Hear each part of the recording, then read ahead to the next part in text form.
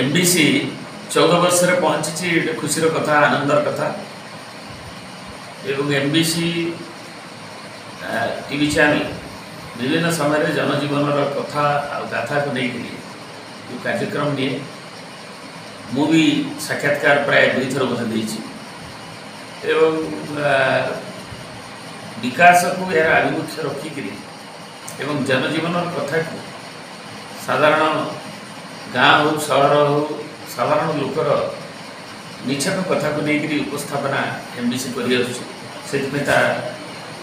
जो माने तार दायित्व अच्छे जहाँ तत्वावधान अच्छे जो मैंने कार्यकारी कर सामाजिक मानक नहीं तार प्रयोजन नहीं सब क्षेत्र में जो मैंने अच्छा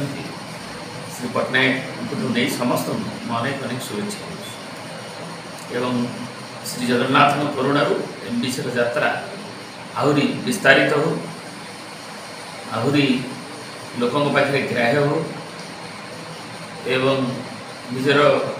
इलेक्ट्रॉनिक मीडिया क्षेत्र में सैटेलाइट टीवी क्षेत्र में ओडिशा तार आंचलिक क्षेत्र में आलेख्य ये प्रार्थना।